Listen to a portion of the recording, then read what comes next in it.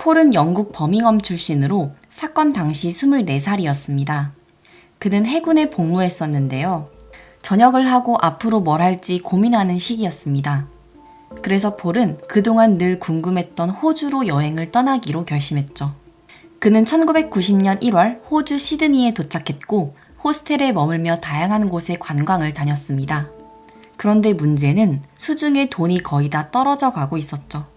그는 여행을 계속할지 영국으로 돌아갈지 고민했습니다. 그러다가 호스텔에서 만난 한 친구가 밀두라라는 지역에 농장 일자리가 있다는 사실을 알려주었고 그는 돈을 벌면서 여행을 지속하기로 결심했습니다. 1990년 1월 25일 사건 당일 그는 시드니에서 리버풀까지는 기차를 타고 이동을 했고 밀두라로 가기 위해서 고속도로 근처에서 히치하이킹을 시도했습니다. 그러다가 한 남자가 배낭을 메고 있는 폴을 보고 태워주겠다고 제안했죠. 코수염이 인상적인 그 남자는 자신의 이름을 빌이라고 소개했습니다. 친근한 말투를 듣고 안심한 폴은 그 남자의 차에 탑승했고 그들은 흉 고속도로를 따라서 이동을 하며 대화를 나누었죠. 그 남자는 폴에게 어디서 왔는지 직업은 무엇인지 물어보았고 폴은 영국 해군 출신이라고 대답했습니다. 그러자 그 남자는 폴에게 특수훈련을 받아본 적 있나요? 라고 질문했죠. 또한 현재 여기 여행 온 것을 아는 사람이 있는지도 물었습니다. 남자가 질문이 다소 많다는 것만 빼면 초반 분위기는 그럭저럭 괜찮았습니다. 그런데 시간이 갈수록 그 남자는 인종차별적인 발언을 서슴없이 했고 말투가 난폭하고 거칠어졌습니다. 그래서 폴은 남자랑 대화하기 싫다는 생각이 들었는데요. 폴은 어느 순간 이상함을 감지했습니다. 벨랑글로 숲 근처에 왔을 때 그 남자가 점차 차의 속도를 늦추는 것이 보였죠. 또한 지속적으로 백미러를 확인했습니다. 폴은 남자에게 뭔가 문제가 있냐고 물었습니다. 그랬더니 남자가 차를 갓길에 대고 트렁크에 있는 카세트 테이프 좀 꺼내오겠다고 했죠. 운전석과 조수석 사이에 카세트 테이프가 있었기 때문에 그 남자의 행동이 좀 이상하다는 생각이 들었습니다. 그래서 마음이 불안해진 폴도 차에서 같이 내렸는데요. 남자는 폴에게 다시 차에 올라타라고 소리쳤습니다. 그리고 둘 다 함께 차에 올라탔을 때 그 남자는 갑자기 총을 꺼냈습니다. 폴이 놀라서 뭐 하는 짓이냐고 묻자 남자는 좌석 아래에 숨겨두었던 밧줄을 꺼내며 안전벨트를 매라고 협박했습니다. 하지만 폴은 즉시 문을 열고 차 밖으로 뛰쳐나왔죠. 남자가 자신을 쫓아올 줄 알았는데요. 뒤돌아보니 그는 웃으면서 폴에게 당장 돌아오라고 소리쳤습니다. 그리고 그 남자는 폴을 향해서 총을 쐈지만 다행히도 총알은 빗나갔습니다. 폴은 미친 듯이 고속도로를 달려나가면서 지나가는 차들을 세우려고 시도했습니다. 하지만 모든 차들은 지그재그로 피해가기만 할 뿐 아무도 멈추지 않았죠.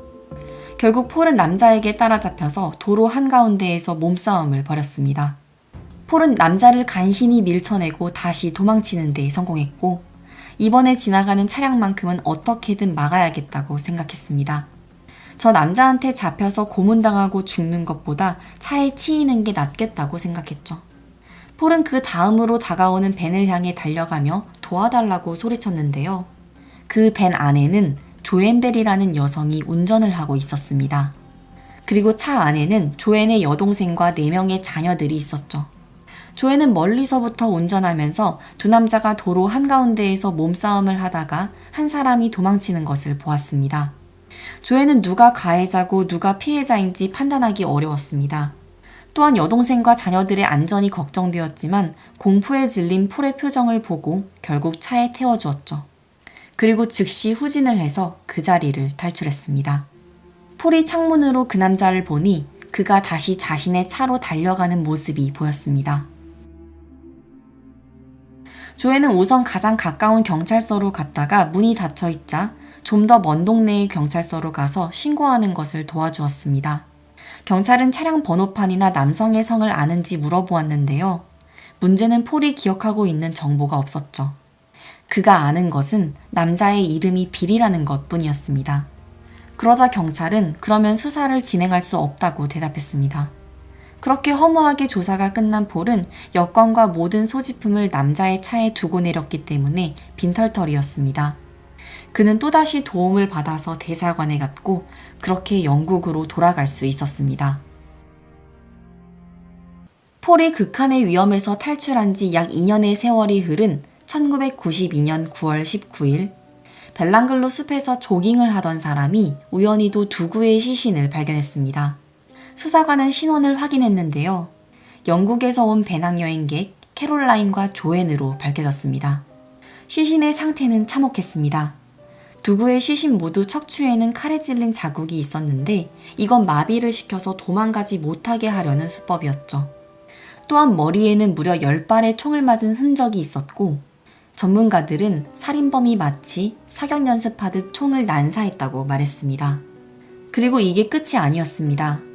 1년 후인 1993년 10월에는 2구의 시신을 발견했고 한 달 후에는 무려 3구의 시신을 발견하면서 벨랑글로 숲에서만 무려 7구의 시신을 발견한 것이죠. 벨랑글로 숲은 우리나라의 강남구 정도의 크기인데요. 아무리 땅이 넓다지만 한 곳에서 이렇게 많은 시신이 발견되자 대중은 충격을 받았고 경찰은 빠르게 수사에 착수했습니다. 이 7명의 피해자들은 공통점이 있었습니다. 20대 청년으로 모두 호주를 여행하던 배낭여행객이었죠. 또한 척추에 칼에 찔린 자국이 있었으며 모두 머리에 총을 맞고 사망했습니다.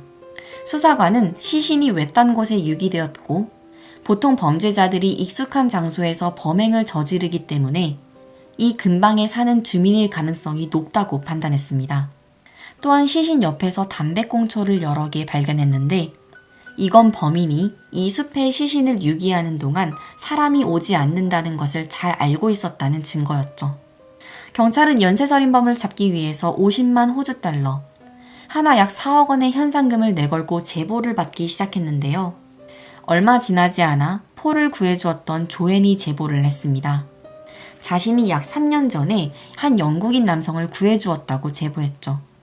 또한 폴 역시 영국에서 신문 기사를 읽다가 호주의 배낭여행객 연쇄살인 소식을 접했고 자신이 겪은 일을 제보했습니다.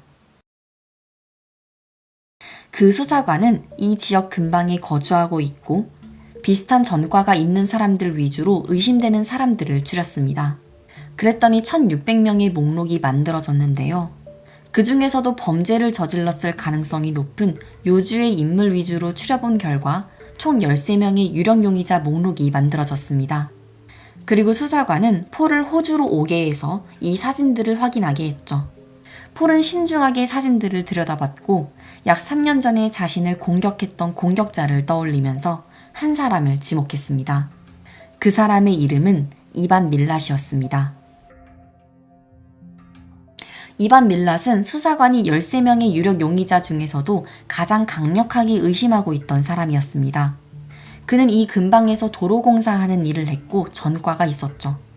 또한 다른 12명은 범죄가 일어났던 시각에 알리바이가 있었는데 이반 밀랏만 없었습니다. 따라서 수사관은 이반 밀랏에 대한 DNA 증거 수집 끝에 그를 범인이라고 확신하고 집에 있던 그를 체포했습니다. 이반 밀랏은 1944년생으로 14남매 중에서 5째로 태어났습니다. 그와 형제들은 어릴 때부터 동물을 학대하는 등 반사회적인 행동을 보였으며 총기를 다루는 데에 익숙했죠. 특히 이반 밀랏은 10대 시절부터 절도, 강도, 무단침입 등 수많은 범행을 저질러서 교도소를 들락날락했습니다. 이뿐만 아니라 그가 26살이던 1971년에는 히치하이킹을 하던 2명의 여성을 강간한 혐의로 기소되었지만 증거 불충분으로 무죄 판결을 받았죠. 그 후로는 공식적인 범죄 기록이 없었는데요. 1989년에 호주를 여행하던 배낭여행객 2명을 벨랑글로 숲에서 살해하고 유기한 것을 시작으로 92년도까지 총 7명을 살해했습니다. 그러다가 시신이 발견되면서 생존자 폴의 증언으로 덜미가 잡히게 된 것입니다. 체포 당시 이반 밀랏의 집 내부를 수색한 결과 피해자들의 물품이 나왔습니다. 이반 밀랏은 7명을 살해한 1급 살인 혐의로 재판을 받았습니다. 그는 자신의 범행을 부인하며 다른 형제가 범행을 저질렀고 그들이 자신의 집에 피해자 물품들을 가져다 놨다고 주장하기도 했죠. 수사를 할 당시 이반 밀랏의 어머니와 5명의 형제 집도 수색하였고 거기에서도 피해자의 물건들이 발견되었습니다. 그래서 어쩌면 공범이 있을 수도 있다는 가정하에 조사도 해보았지만 결국 이 범행은 이반 밀랏의 단독 범행으로 결론 내려졌습니다. 호주에는 사형제도가 없기 때문에 이반 밀랏은 7건의 살인 혐의에 대해서 7번의 가석방 없는 종신형을 선고받았습니다. 이반 밀랏은 교도소에 수감된 첫날 다른 수감자들에게 구타를 당했습니다. 그리고 교도소에 수감된 지 1년째 되었을 때는 탈출을 시도하다가 최고보안 교도소로 이송되었죠. 그러다가 이반 밀랏이 다시 한번 대중에게 화제가 된 것은 2010년입니다.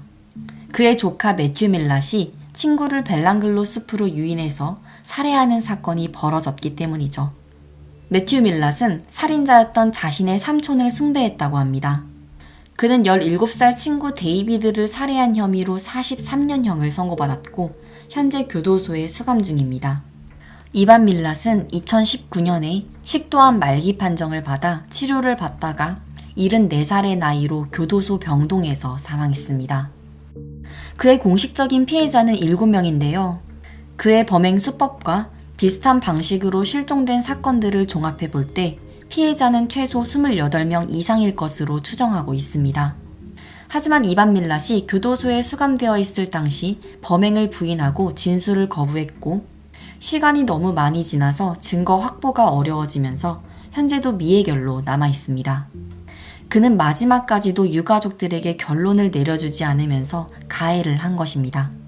90년대 초반의 배낭여행객을 대상으로 벌어진 이 끔찍한 살인사건은 호주에서 여전히 가장 잔혹한 사건 중 하나로 남았으며 2006년에는 울프 크릭이라는 영화로도 제작되었습니다.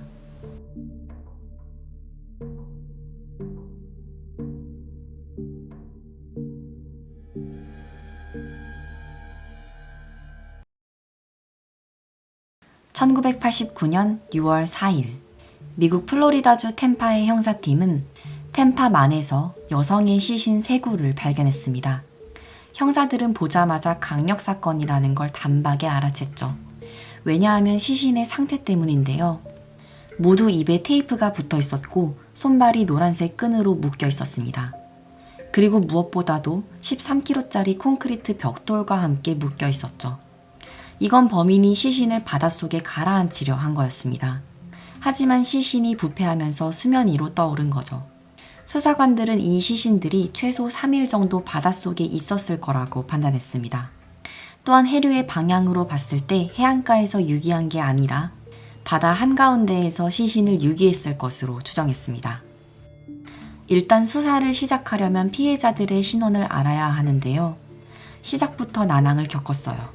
신원을 알 수 있는 단서가 아무것도 없었기 때문이죠. 하지만 이 사건은 너무 충격적이라서 곧바로 언론에 보도되었고 제보가 들어왔습니다. 제보를 한 사람은 데이지인 모텔의 사장이었습니다. 그는 새 모녀가 3일 전에 체크인했는데 집만 남겨져 있고 여태까지 돌아오지 않았다고 했죠. 그래서 수사관이 가서 확인을 해보니 침대는 깔끔하게 정리되어 있었고 사람이 잤던 흔적이 없었습니다. 그들은 집만 남겨두고 바로 떠난 듯 보였습니다. 그 방에 체크인한 사람은 엄마 조안 로저스, 그리고 17살의 첫째 딸 미셸과 14살의 둘째 딸 크리스티였습니다.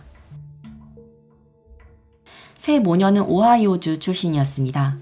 조안은 남편 할과 함께 낙농업을 하고 있었죠. 경찰은 즉시 오하이오주에 있는 남편 할에게 연락했고 그는 자신의 아내와 2딸이 플로리다주로 휴가를 갔다고 말했죠.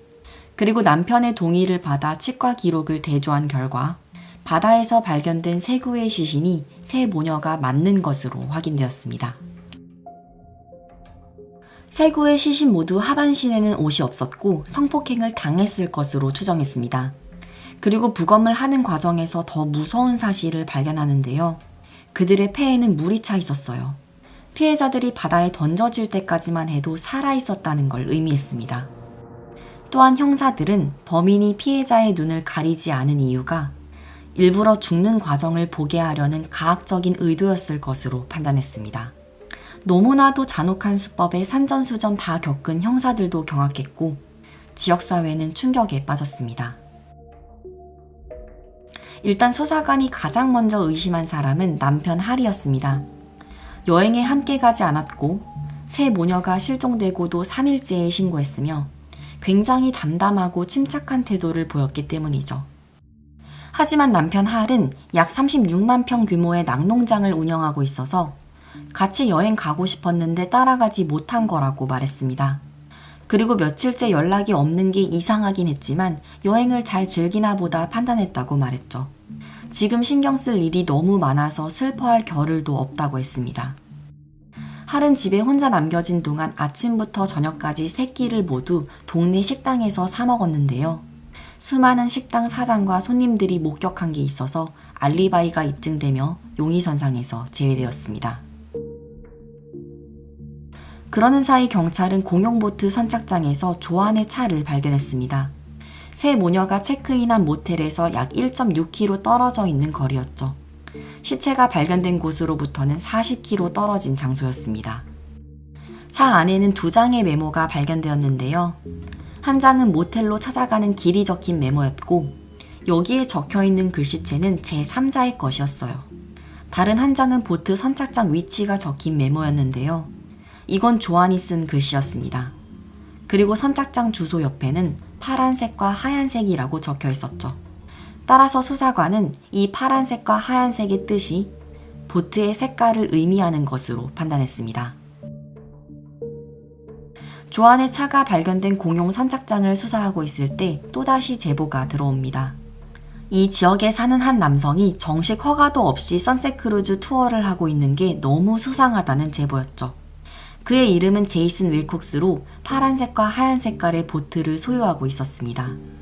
그는 폭행죄로 복역한 전과도 있었고 선착장에서 불과 8km 떨어진 거리에서 살고 있었죠. 또한 결정적으로 그의 보트를 보관한 곳에는 콘크리트 벽돌이 쌓여 있었기에 강력한 용의자로 추정되었습니다. 이때 수사관은 새 모녀가 살해되기 불과 2주 전에 비슷한 사건이 있었던 것을 발견했습니다. 피해자는 24살의 캐나다 여성인데요. 그 여성은 친구와 함께 템파를 관광하다가 한 남자를 만나게 돼요. 그 남자는 무료로 보트를 태워주겠다며 같이 일몰을 보자고 제안했죠. 당시는 1989년이고 개인 휴대폰이 흔하지 않은 시기였습니다. 그래서 모일 장소와 시간까지 약속했죠. 하지만 친구에게 갑자기 일이 생겨서 함께 가지 못하게 되었는데요. 그 여성은 남자의 전화번호도 모르고 연락할 방법이 없어서 고민하다가 그냥 혼자라도 가기로 결정했습니다. 처음에는 분위기가 괜찮았지만 바다 한가운데에 도착했을 때 그 남자는 그녀를 강간했습니다. 그리고 그는 어두워질 때까지 기다렸다가 선착장 근처로 배를 몰고 가서 그녀가 헤엄쳐서 도망갈 수 있도록 풀어주었죠. 여성은 자신이 남자의 보트를 타러 간 것을 친구가 알고 있었기 때문에 그가 살려준 것 같다고 진술했습니다. 하지만 문제는 그녀가 경찰서에 신고하기 전에 샤워하고 갔기 때문에 DNA를 확보할 수 없었습니다. 그래서 수사관은 제이슨 윌콕스의 사진을 보여주었는데요. 이 남자가 범인이 아니라고 대답했죠. 또한 범행이 일어났던 시각에 제이슨 윌콕스는 다른 장소에 있었던 알리바이가 증명되면서 그 역시 용의선상에서 제외되었습니다. 사건을 거의 다 해결했다고 생각했는데 수사관은 막다른 길에 도착한 것 같았습니다. 이 지역에 파란색과 하얀색 보트를 소유한 남성만 800명이나 되었죠. 800명 모두를 조사하기에는 시간도 오래 걸리고 그 사이에 범인이 증거물을 없앨지도 모르는 상황이었습니다. 그래서 수사관은 결단을 내리게 되죠. 조안의 차 안에서 발견된 이 글씨체를 아는 사람이 있는지 대형 전광판을 설치했습니다. 전광판의 내용은 이랬습니다. 이 메모를 쓴 사람은 누구입니까? 당신이 로저스 가족을 죽인 범인을 알고 있을 수도 있습니다. 보상금 25,000달러, 하나 약 3,500만원. 이 글씨체는 굉장히 독특했어요. 알파벳 T를 항상 대문자로 썼고 글을 쓸 때마다 Y의 모양이 달라졌죠. 그리고 기적적으로 이 글씨체를 알아본 사람이 있었습니다. 템파에 사는 조한 스테피는 한 건축업자에게 시공을 맡겼는데요. 그 남자의 이름은 오바 챈들러라고 했습니다. 그와 계약서를 작성했는데 글씨체가 똑같다고 제보했죠. 또한 그녀는 챈들러를 처음 봤을 때부터 뭔가 끼름직하고 쎄한 느낌이 있었다고 말했습니다. 그래서 수사관이 확인을 해보니 그의 글씨체와 정확하게 일치했습니다. 오바 챈들러는 사건 당시 43살로 건축업자였습니다. 그는 7번 결혼해서 8명의 자녀가 있었죠. 또한 그는 10대 때 20번 넘게 체포되었으며 2건의 성폭행으로 복역한 전과가 있었는데요. 이뿐만 아니라 절도, 강도, 납치 등 다양한 범죄 행위로 교도소를 들락날락했죠. 그는 피해자의 차량이 발견된 선착장에서 불과 800m 거리에서 살았습니다. 사건 당일에도 출항했으며 세 모녀가 살해된 시각에 배에서 육지로 전화를 건 통화 기록까지 있었습니다. 그는 자신이 살인사건과 연관이 없다며 극구 부인했는데요. 수사관은 24살의 캐나다 여성을 데려와서 범인으로 의심되는 여러 명의 남성 사진을 보여주었어요. 그랬더니 그 여성은 오바 챈들러의 사진을 보고 그가 범인이라고 지목했습니다. 수사관들이 챈들러의 보트를 수색하러 갔는데요. 그때는 사건 발생 3년이 지났을 때였고 그는 이미 자신의 보트를 팔아버렸습니다. 그래서 증거 물품을 확보할 수 없었죠. 글씨체 말고도 그가 범인이라는 확실한 증거가 필요했습니다. 그때 수사관은 조한의 차에서 발견된 그 메모에 집중했습니다. 그랬더니 그 메모에서 오른쪽 손바닥의 장문과 지문들을 발견했죠. 그걸 분석했더니 챈들러와 완벽하게 일치하면서 그가 이 글을 썼으며 범인이라는 결정적인 증거를 확보할 수 있었습니다. 사건의 전말은 이랬습니다. 세 모녀는 주유소에서 챈들러에게 모텔로 가는 길을 묻게 돼요. 그는 길을 알려주면서 메모장에 글로 써서 주었죠. 챈들러는 오하이오주 출신인데요. 세 모녀도 같은 주 출신이라는 걸 알고 대화를 하면서 친근감을 쌓았어요. 그러고는 자신이 보트를 소유하고 있다며 투어를 해주겠다고 제안했죠. 그들은 승낙했고 조한이 선착장의 위치를 받아 적으면서 메모를 남긴 것입니다. 세 모녀는 모텔에 체크인해서 짐을 내려놓은 후 오바 챈들러를 만나러 갔습니다. 그리고 그는 보트에 모녀들을 태워서 바다 한가운데로 나간 다음 고립된 상황에서 범죄를 저지른 것이죠. 바다 한가운데라서 도망칠 곳도 없었고 세 사람은 수영을 할 줄 몰랐습니다. 이 과정에서 첫째 딸 미셸이 간신히 한쪽 손을 푸는 것에 성공했지만 그녀도 끝내 바닷속에 던져져서 사망했습니다. 이후 그는 무선전화로 아내에게 전화를 걸어서 엔진에 문제가 생겼다며 좀 늦을 것 같다고 하면서 통화 기록을 남겼습니다. 오바 챈들러는 3건의 납치와 1급 살인죄로 기소되었습니다. 그는 재판장에서 굉장히 거만한 태도를 보였으며 유가족들에게 욕설과 폭언을 했죠. 그는 최종 사형 선고를 받았습니다. 그는 끝까지 결백하다고 주장했는데요. 항소를 여러 번 했지만 전부 기각되었습니다. 또한 그는 교도소에서 복역하는 17년 동안 면회 오는 사람이 단 한 명도 없었다고 합니다.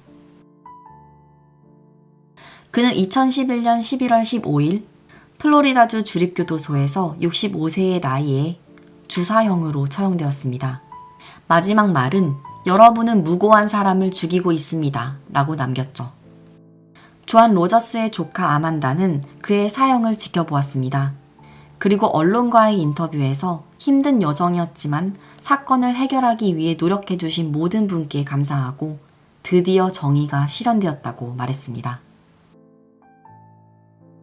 오바 챈들러는 죽는 순간까지도 결백을 주장했지만 그의 사형 이후 추가 범행이 드러났습니다.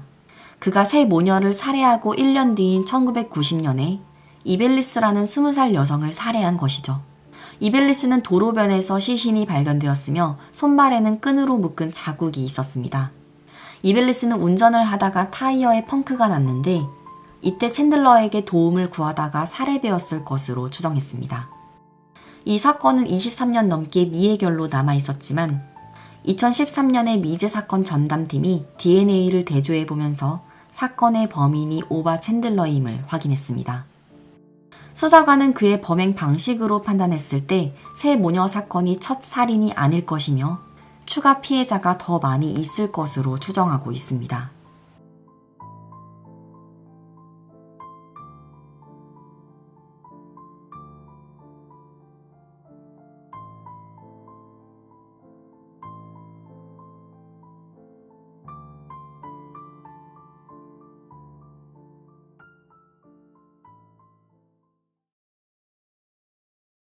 (39) 살의 아리 스콰이어는 미국 시카고에 사는 건축업자이자 디젤트럭 정비사였습니다. 그는 디젤트럭 마니아들 사이에서 정비를 잘한다고 소문난 사람이었죠. 그런데 2008년 2월 23일 토요일, 아리의 아내는 911에 신고 전화를 했습니다. 자신의 집 차고에서 불이 났다는 연락이었는데요. 911이 출동하여 곧바로 화재를 진압했지만 차고에서 시신 한 구가 나왔습니다. 사건 현장은 참혹했습니다. 아리가 트럭 밑에서 필터를 손보는 동안 트럭이 잭에서 미끄러지면서 깔려 죽게 된 것 같았죠. 트럭이 미끄러지면서 형광등을 깼고 필터에서 새어나온 연료 때문에 화재가 나면서 사망한 것으로 보였습니다. 이 사건은 겉보기에는 명백히 사고사 같았어요. 차량을 정비할 때 잭에서 미끄러진 차량에 깔려 사망하는 경우가 종종 있었기 때문이죠. 불 때문에 시신의 온몸에 화상 자국이 있었는데요. 바지 뒷주머니에서 아리의 운전면허증을 찾아냈습니다. 따라서 아리가 사고사로 사망했을 것으로 추정되며 이렇게 사건이 종결될 수도 있었습니다. 그런데 사건 현장을 조사하는 과정에서 여러 가지 의문점이 제기됩니다. 트럭이 잭에서 미끄러진 거라면 긁힘이나 손상이 있어야 되지만 어디에서도 그런 흔적은 발견되지 않았죠. 또한 차고의 차단기가 모두 내려가 있었습니다. 차단기의 전원이 꺼진 상태에서는 전력이 공급되지 않으니까 전구가 깨지면서 화재가 날 수 없습니다. 게다가 아리의 몸 위에서 디젤 연료보다 불에 훨씬 더 잘 타는 가연성 물질이 확인되었어요. 이뿐만 아니라 시신은 머리끝부터 발끝까지 연료로 흠뻑 젖어 있었는데요. 연료의 양으로 봤을 때 누출된 게 아니라 누군가가 의도적으로 뿌렸을 것으로 판단되었습니다. 또한 아리는 안전을 중요시하는 베테랑 정비사로 소문나 있었는데 그런 사람이 잭의 안전장치를 사용하지 않았다는 것도 의문이었죠. 이때 수사관은 아리에 대해서 조사하다가 그가 $500만 상당의 생명보험에 가입되어 있다는 사실을 알아냅니다. 하나 약 70억에 달하는 거금이었는데요. 이 보험의 수혜자는 아내 드니스였습니다. 그런데 주변인들의 말에 따르면 14년간의 결혼 생활을 하는 동안 이들 부부 사이에 자식은 없었는데요. 사랑하는 사이라기보다는 비즈니스 파트너라고 봐도 될 정도로 냉랭한 관계였다는 제보가 있었습니다. 그래서 수사관이 이들의 집을 수색했더니 집안에는 부부가 함께 찍은 사진이 단 한 장도 없었죠. 또한 사건 전날에도 각자의 방에서 잠을 잔 흔적을 확인했습니다. 이뿐만 아니라 이들 부부가 그동안 재정난에 시달려왔다는 사실을 알게 되었습니다. 수사관은 아내 드니스에게 보험에 대해서 물어보았지만 드니스는 보험에 대해서 모른다고 주장했어요. 그리고 그녀는 사건이 발생한 지 3일 만에 전화를 해서 장례식 해야 되니까 시신을 돌려달라고 했죠. 하지만 수사관은 더 조사가 필요하다며 거절했고 이때 부검이가 수사관에게 더 놀라운 사실을 알려주었습니다. 시신을 검시한 결과 아리의 치아와 전혀 일치하지 않다고 했습니다. 아리는 과거에 팔이 부러진 적 있는데요. 팔을 엑스레이로 촬영했더니 골절의 흔적이 전혀 없었죠. 부검이는 시신이 39살의 남성이 아니라 20대 청년이라고 확인해주면서 아리가 사망한 게 아니라는 사실이 드러났습니다. 게다가 아내 드니스에게서 굉장히 수상한 행적을 발견합니다. 사건 발생 다음 날 그녀가 아리와 이메일을 주고받은 거죠. 아리가 보낸 이메일은 드니스가 언제 자신의 시신을 받을 수 있냐고 묻는 내용이었습니다. 드니스는 그 이메일에 아직 못 받았다고 답장했죠. 이것에 대해 경찰이 추궁하자 드니스는 아리가 사망하기 전에 예약 걸어둔 이메일인 줄 알았다고 말했습니다. 이제부터 이 사건은 심각한 살인사건이자 보험 사기 사건이 되었습니다. 아리의 차고에서 사망한 남성이 누구인지 알아내야 했죠. 시신은 화재로 인해 온몸에 화상을 입었기에 지문을 채취할 수도 없었고 얼굴을 식별할 수도 없었습니다. 그래서 피해자의 신원조차 확인할 수 없었는데요. 수사관은 실종자 신고 자료에서 중요한 단서를 찾게 됩니다. 화재가 일어났던 당일 한 여성이 자신의 아들이 실종되었다고 신고했습니다. 실종자는 20살의 저스틴으로 그는 홈디포에서 직원으로 일하고 있었죠. 저스틴은 매주 토요일 오후 3시마다 엄마를 직장에 데려다 주었지만 나타나지 않았고 어떠한 연락도 받지 않았습니다. 또한 그는 평소에 문자를 보내지 않고 전화를 하는 성격이었는데요. 엄마에게 자신이 미주리주로 간다며 다음 주에 연락하자는 문자를 보냈죠. 그래서 저스틴의 엄마는 곧바로 경찰에 신고한 것입니다. 이때 홈디포의 직원 중 한 명이 중요한 제보를 했습니다. 저스틴이 홈디포의 단골 고객이었던 아리로부터 시간당 $15의 부업을 제안받았고 그 일을 하러 아리의 집으로 갔다는 제보였죠. 저스틴의 키는 약 170에 몸무게는 63kg이며 아리와 체격이 비슷했습니다. 그래서 저스틴의 칫솔과 그의 어머니의 DNA를 추출하여 비교했더니 아리의 차고에서 발견된 시신은 저스틴이 맞는 것으로 확인되었습니다. 이때 홈디포에서 일하던 또 다른 직원인 샌디가 제보를 했습니다. 사실 아리가 자신에게 먼저 부업을 제안했다고 말이죠. 샌디가 함께 일하기로 동의하자 아리는 그에게 입사 지원서를 작성해달라고 내밀었는데요. 그 입사 지원서가 좀 이상했죠. 아리가 제안한 부업은 건축 일인데 입사 지원서에 경력을 묻는 게 아니라 피어싱이나 문신 등 신체적 특징을 묻는 질문들이 많았습니다. 좀 의아하긴 했지만 어쨌든 함께 일하기로 동의했고 사건 당일 아침에 아리의 집에서 만나기로 약속했는데요. 샌디는 그날 약속을 지키지 못했습니다. 전날 저녁 샌디의 딸이 생일이었는데 딸이 친구들을 집에 초대해서 파자마 파티를 하는 바람에 밤새 잠을 못 잔 거죠. 그래서 샌디는 늦잠을 자면서 아리와의 약속을 지키지 못했습니다. 사건의 전말은 이랬습니다. 아리는 자신의 죽음을 위장하기 위해서 다른 사람을 살해하기로 결심했습니다. 그는 홈디포를 일주일에 수십 번씩 방문했는데요. 직원들 중 자신과 나이, 외형이 비슷한 사람을 목표물로 정했어요.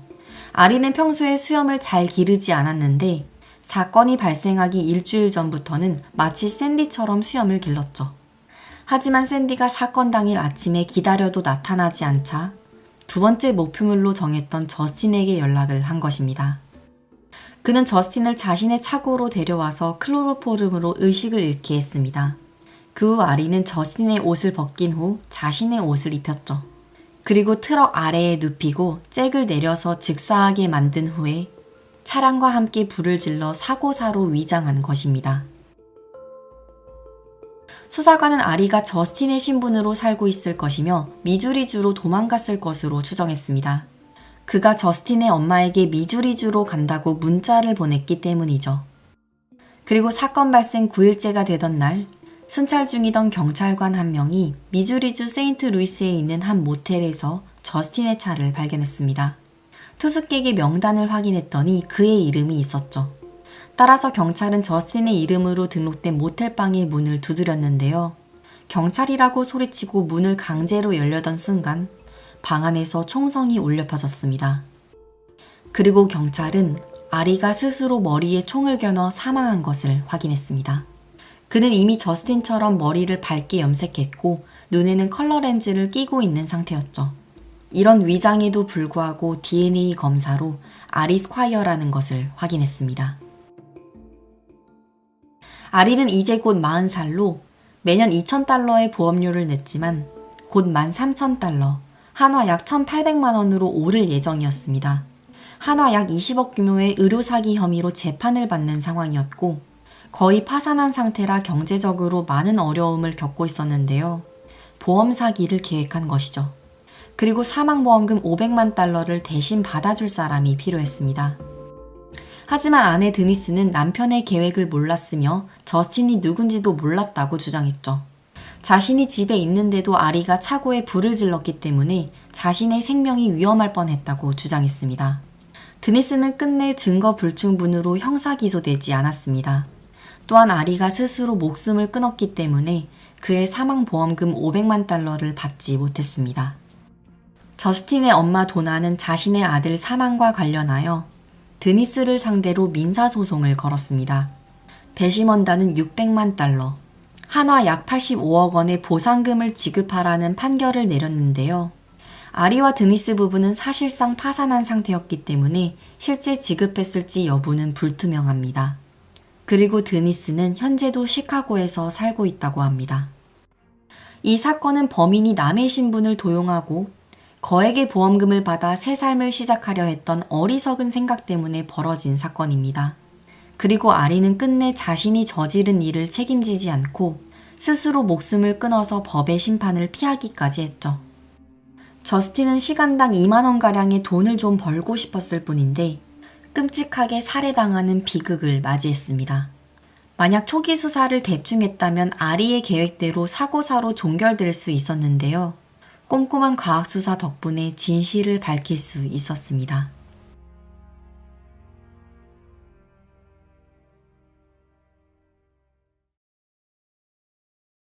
크리스티나는 1978년에 미국 아이오와주에서 태어났습니다. 그녀는 라오스 이민 2세대인데요. 어릴 때부터 항상 기자가 되고 싶다는 꿈이 있어서 학교 생활도 열심히 했죠. 그런데 1996년 크리스티나가 16살일 때 같은 반 친구 제이콥과 사귀게 됩니다. 그러면서 나쁜 길로 빠지게 됐어요. 대마초 코카인을 비롯한 각종 마약을 하기 시작하다가 결국에는 임신하면서 고등학교를 중퇴했습니다. 그때부터 크리스티나는 제이콥과 살면서 아들을 키웠죠. 그런데 제이콥은 그녀를 학대했습니다. 가정폭력으로 경찰에 여러 번 신고당했는데도 그의 폭력적인 행동들은 계속됐습니다. 1998년 제이콥이 공기총으로 그녀의 얼굴을 쏜 사건까지 발생하게 되는데요. 가족과 친구들이 크리스티나에게 제발 헤어지라고 했지만 그녀는 제이콥을 사랑한다며 그의 곁을 떠나지 않았습니다. 그러다가 2000년 제이콥이 칼로 크리스티나의 목을 베는 사건까지 발생합니다. 그제야 그녀는 제이콥이 변하지 않을 거라는 걸 깨닫고 아들을 생각해서라도 헤어지겠다는 결심을 했죠. 그래서 마침내 그녀는 제이콥의 집을 나와서 몇 킬로 떨어진 곳에 2층 집으로 이사를 했습니다. 2000년 8월 31일 크리스티나는 새로운 집으로 이사를 했습니다. 이때 오랜 친구인 토드가 자신의 픽업 트럭으로 이사를 도와주었죠. 크리스티나와 토드가 이삿짐을 나르고 있을 때 옆집 사는 카를로스가 방문했는데요. 옆집 남자 카를로스는 딸 둘에 아들 하나를 둔 유부남이었어요. 카를로스가 무거운 가구 옮기는 것을 도와주겠다고 자청하면서 그 역시 크리스티나의 집을 여러 번 드나들며 짐을 옮겨주었습니다. 4일 후인 월요일 오후 12시경 토드는 크리스티나가 잘 지내고 있는지 궁금해서 집을 방문했는데요. 초인종을 눌렀지만 아무런 응답이 없었죠. 집 안에는 TV 소리가 울려 퍼지는 게 들렸기 때문에 아직 자고 있나 싶어서 창문을 봤더니 크리스티나의 2살짜리 아들 코빈이 혼자 울고 있는 게 보였습니다. 그리고 아들 코빈이 엄마가 죽었어요 라고 말하는 걸 듣고 깜짝 놀랐죠. 토드는 창문을 통해서 집 안으로 들어갔습니다. 그리고 물이 가득 차 있는 욕조 안에 속옷을 입은 채로 사망한 크리스티나를 발견했습니다. 토드는 급하게 집 밖으로 뛰쳐나와 무슨 일이냐고 묻는 옆집 이웃 카를로스에게 911에 신고해달라고 부탁했습니다. 경찰이 빠르게 도착해서 수사를 시작했습니다. 도난당한 물건은 없었고 강제 침입의 흔적도 없었기에 면식범의 소행일 것으로 추정했죠. 그리고 첫 공격이 주방에서 시작되었을 것으로 판단되었어요. 피해자의 슬리퍼가 일단 부엌 한가운데에 있었고 그녀의 치아 2개와 부러진 프라이팬 손잡이가 발견되었습니다. 따라서 수사관은 가해자가 크리스티나를 프라이팬으로 강하게 내리쳤을 것으로 추정했죠. 치아가 빠지고 손잡이가 부러질 정도로 여러 차례 가격한 다음 칼로 찔러서 살해했을 것으로 추정했습니다. 그 다음 욕조에 물을 채워서 그 안에 시신을 유기한 것이죠. 사건 현장에는 몇 가지 특이점이 있었는데요. 흉기는 발견되지 않았어요. 또한 욕실에는 햄버거 빵이 여기저기 널브러져 있었죠. 그런데 빵을 묶는 클립은 발견되었는데 봉지는 발견되지 않았습니다. 따라서 수사관은 범인이 햄버거 빵 봉투를 열어서 내용물은 버리고 그 봉지를 이용해서 칼을 담아서 가져갔을 것으로 추정했습니다. 집안 곳곳에는 범인이 자신의 흔적을 지우려는 노력이 보였습니다. 특이한 점은 범인이 맨발인 상태라서 여기저기에 발자국을 많이 남긴 것인데요. 육안으로는 보이지 않기 때문에 범인은 자신이 발자국을 남긴 것을 몰랐을 것입니다. 크리스티나는 강간을 당한 흔적이 있었습니다.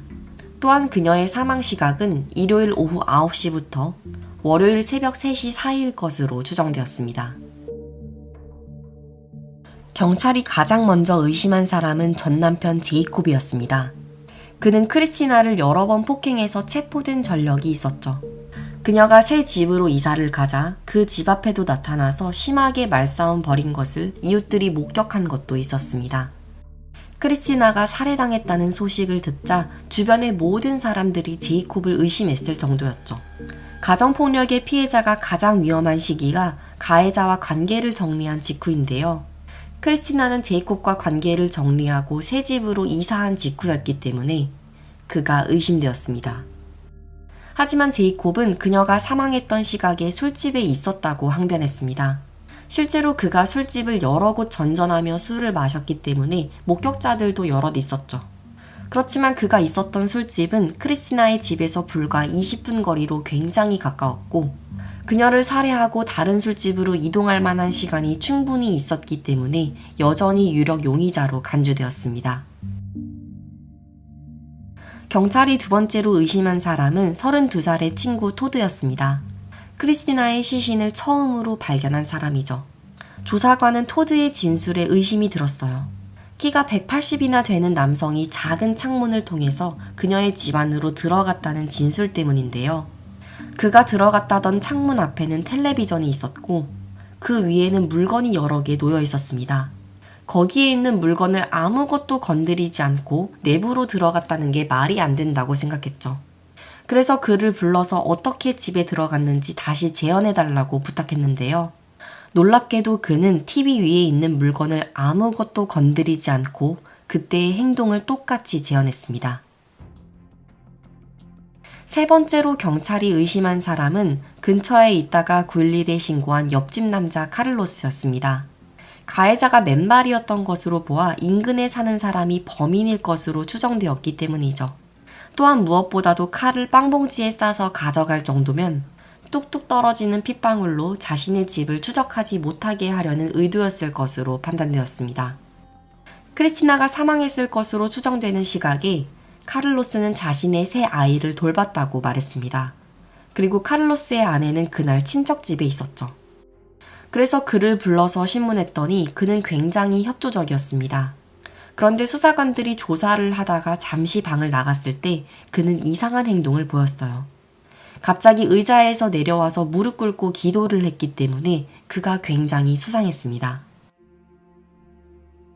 경찰은 가장 강력한 증거인 발바닥 지문을 확인해 보기로 했습니다. 발바닥에 잉크를 묻힌 다음 종이 위를 걸으면 되는데요. 제이콥과 토드는 굉장히 협조적이었고 그들의 발바닥은 현장과 일치하지 않았습니다. 그런데 카를로스는 종이 위를 걸어가더니 방금 자신이 남긴 발자국을 그대로 덮으면서 다시 걸었죠. 그의 행동은 너무나도 이상했고 경찰이 그의 발바닥 지문을 사건 현장과 비교해 본 결과 정확하게 일치했습니다. 또한 수사관이 확인한 결과 크리스티나의 몸에서 발견된 DNA는 카를로스와 일치했습니다. 그러자 카를로스는 갑자기 진술을 바꾸었습니다. 비록 크리스티나가 이사 온 지 4일밖에 안 되었지만 사망하기 전날 서로 동의하에 성관계를 가졌다고 주장했죠. 그래서 크리스티나의 몸속에서 DNA가 발견되었다고 말이죠. 또한 토드가 시신을 발견하기 몇 시간 전에 사실 자신이 먼저 발견했다고 주장했습니다. 경찰에 신고하지 않은 건 흑인이라는 이유로 범인으로 몰릴까봐 무서워서 그랬다고 진술했습니다. 4일 전에 이사하는 것을 도와주었는데 이때도 맨발이었기 때문에 자신의 발자국이 그녀의 집 여기저기에 묻어있는 거라고 주장했습니다. 수사관은 사건 현장을 다시 검토하다가 햄버거 빵 위에서 카를로스의 오른쪽 엄지발가락이 찍혀 있는 것을 발견했습니다. 또한 사건 현장 여기저기에서 피 묻은 손가락 지문도 찾아냈는데요. 이 모든 것이 카를로스와 일치했죠. 또한 그의 집안 내부를 수색했는데 혈흔이 묻어있는 티셔츠를 발견했습니다. 이걸 분석한 결과 혈흔이 크리스나의 것이며 범인이 공격할 당시 튄 핏방울인 것으로 확인되면서 그는 결국 살인죄로 체포되었습니다. 사건의 전말은 이랬습니다. 카를로스는 사건 당일 자신의 아내가 친척집에 가고 없자 크리스티나의 집에 방문했습니다. 그녀 역시 카를로스가 옆집 남자라서 안면이 있었고 자신의 이사를 도와주었기 때문에 별 의심 없이 집 안으로 들였죠. 그는 집 안에 들어서서 크리스티나에게 성관계를 요구했는데요. 그녀가 거절하자 프라이팬으로 가격해서 폭행했습니다. 그리고 기절한 그녀를 화장실로 끌고 가서 강간했죠. 그는 크리스티나가 살아있으면 자신의 행동들을 아내한테 말할지도 모른다는 생각에 그녀를 칼로 찔러서 살해한 것입니다. 그 후 욕조에 물을 채워서 그녀의 시신을 유기하고 빵 봉투를 뜯어서 내용물은 버린 다음 칼을 감싸서 자신의 집으로 돌아간 것입니다. 카를로스는 1급 살인죄로 기소되었고 가석방 없는 종신형을 선고받았습니다. 그리고 유가족들에게 15만 달러, 한화 약 2억 원을 지급하라는 판결이 내려졌습니다. 이 사건은 그동안 피해자를 학대했던 전 남편이 범인이 아니라 안면을 튼 지 얼마 되지 않은 옆집 남자가 범인이었습니다. 그래서 배심원단들을 설득할 만한 충분한 증거가 필요했는데요. 범인이 너무나도 많은 물적 증거들을 사건 현장에 남겼기 때문에 해결될 수 있었습니다. 이 사건을 담당했던 형사는 아는 사람의 범주에 들어섰더라도 그 사람에 대한 경계심을 늦추지 말라는 말을 남겼습니다. 사건 이후 크리스티나의 아들 코비는 제이콥이 키우게 되었으며 외할머니, 외할아버지와도 많은 교류가 있다고 합니다.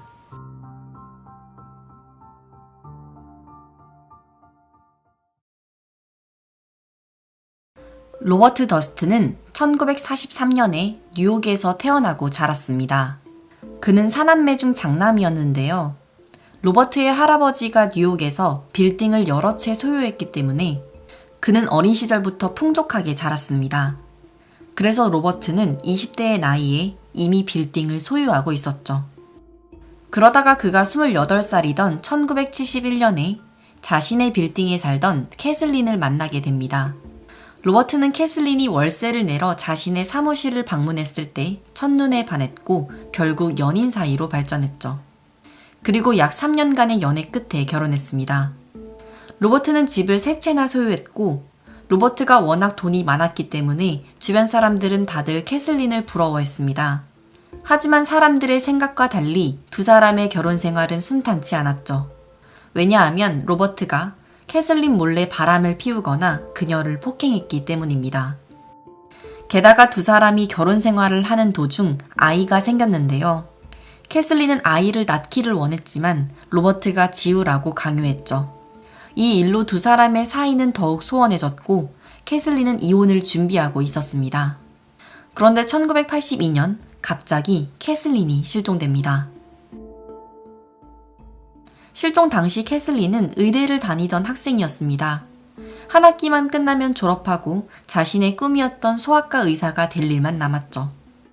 1982년 1월 31일 일요일 밤, 캐슬린은 친구들과 함께 파티 중이었는데요. 집으로 돌아오라는 남편의 연락을 받게 됩니다. 그때 그녀는 뭔가를 직감했는지 친구에게 이렇게 말했죠. 내 남편이 나한테 뭔 짓을 할지 몰라서 무서우니까 만약 나한테 무슨 일이 생긴다면 꼭 확인해줘 라고 말했죠. 그리고 이 모습을 마지막으로 그녀를 본 사람은 아무도 없었습니다. 그러다가 5일 후 로버트가 아내 캐슬린의 실종 신고를 했습니다. 로버트는 사건 당일 아내를 잠깐 만났다가 그녀를 기차역에 데려다 주었는데 그 이후로는 보지 못했다고 진술했죠. 부동산 재벌의 아내가 실종되자 언론의 관심을 받았고 경찰은 즉시 수사에 착수했습니다. 그리고 캐슬린의 실종 사건을 조사하는 과정에서 경찰은 즉시 로버트를 강력한 용의자로 의심하게 되죠. 왜냐하면 캐슬린을 마지막으로 본 유일한 목격자가 로버트였습니다. 또한 아내가 실종됐는데도 5일이나 지나서 실종 신고를 한 것이 이상했습니다. 로버트는 집이 세 채이기 때문에 아내를 며칠 동안 보지 못하는 경우가 많다고 진술했지만 경찰 측은 수상하게 여겼죠. 게다가 그는 거짓 진술을 했는데요. 아내를 기차역에 데려다주고 자신은 이웃집 부부와 술을 마셨다고 했지만 이웃집 부부는 로버트와 술을 마신 적이 없다고 했습니다. 무엇보다도 그 당시에 캐슬린은 로버트와 이혼을 준비하고 있었습니다. 그래서 만약 이혼한다면 로버트가 캐슬린에게 막대한 재산을 분할해야 했기 때문에 로버트에게는 충분한 살해 동기가 있었죠. 이뿐만 아니라 로버트는 아내가 실종되고 불과 며칠 후에 캐슬린의 의대 서적을 포함한 모든 물건을 쓰레기통에 버렸는데요. 아내가 실종된 사람의 행동으로 보기에는 상당히 수상한 행동이죠.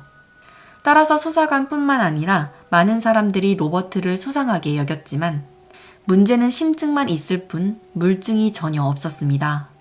캐슬린의 시신이 어디에서도 발견되지 않았고 목격자나 증거도 없었죠.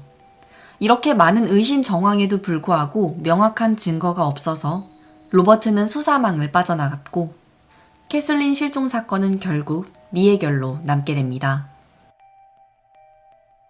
캐슬린이 실종되고 약 17년의 세월이 지난 2000년 12월 24일 로버트의 친한 친구였던 수잔이 살해당한 채 발견되었습니다. LA에 있는 자신의 자택에서 머리 뒤쪽에 총상을 맞고 사망한 채로 발견된 건데요. 경찰은 면식범의 소행으로 추측했습니다. 왜냐하면 집안에는 강제 침입의 흔적이 전혀 없었기 때문이죠. 게다가 피해자였던 수잔은 평소에 편집증이 있는 걸로 유명했습니다. 안전에 항상 조심하고 문이나 창문을 잘 잠갔는지 확인하는 습관이 있었다고 하는데요. 부검 결과 그녀는 불과 2.5cm 거리에서 뒤통수에 대놓고 총을 맞았기 때문에 수잔이 뒤를 돌았을 때 범인이 총을 쏜 것으로 추측했습니다. 경찰은 즉시 강력한 용의자로 이번에도 로버트를 의심했습니다. 왜냐하면 캐슬린이 실종되었을 때 많은 사람들이 로버트를 수상하게 여겼지만 그때 친구 수잔이 적극적으로 도와줬죠. 수잔은 기자였고 자신의 언론 경력을 살려서 로버트가 실종된 아내를 기다리는 안타까운 남자로 포장해 주었습니다. 그런데 수잔이 살해당했던 2000년 당시에 경찰이 캐슬린 실종 사건을 재수사하고 있었는데요. 수잔은 경찰에게 진술을 하기로 약속이 되어 있던 상황이었습니다. 따라서 캐슬린의 실종에 대해서 뭔가를 알고 있었을 수잔을 입막음하기 위해서 로버트가 수잔을 살해했을 것으로 추정했지만 이번에도 증거가 없었기 때문에 로버트는 체포되지 않았고 법망을 빠져나갔죠. 그리고 한순간에 잠적해버렸습니다. 수잔이 살해되고 약 9개월 후인 2001년 9월 30일, 이번에는 텍사스주 갤버스턴에서 토막살인 사건이 발생합니다. 한 아파트의 쓰레기통에 머리를 제외한 토막난 몸통들이 발견된 것이죠. 신원 확인 결과 피해자는 71살의 모리스로 확인되었습니다. 모리스는 평소에 이웃들과 전혀 교류하지 않았고 가까운 가족이나 친구도 없었기 때문에 범인을 특정하기가 어려웠는데요. 그의 시신이 발견된 쓰레기통에서 아주 결정적인 단서를 발견합니다. 그것은 바로 안과 진료 확인서였죠. 그 확인서에 써져 있는 이름은 잠적해버렸던 로버트였습니다. 따라서 경찰은 안과 근처에 잠복해 있다가 로버트가 안과에 다시 방문했을 때 체포했습니다. 로버트가 몰래 숨어 살던 집은 피해자 모리스의 옆집이었습니다. 그리고 로버트의 집안에서 모리스의 혈흔을 발견했죠. 또한 그의 차 안에서 모리스의 신분증과 범행에 사용되었던 활톱도 발견했습니다. 심지어 그는 자신의 머리와 눈썹을 밀고 여장까지 해서 정체를 숨기며 살았던 것으로 확인되었습니다. 따라서 수사관은 로버트가 모리스의 신분을 빼앗기 위해서 그를 죽였을 거라고 추측했죠.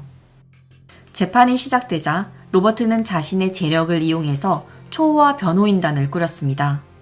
그리고 정당방위를 주장했죠. 로버트의 주장에 따르면 그는 평소에 모리스와 교류하고 지냈는데요. 어느 날 산책 갔다가 집에 들어오니 모리스가 자신의 집에 있었다고 합니다. 그리고 그가 먼저 자신을 총으로 위협했다고 주장했죠.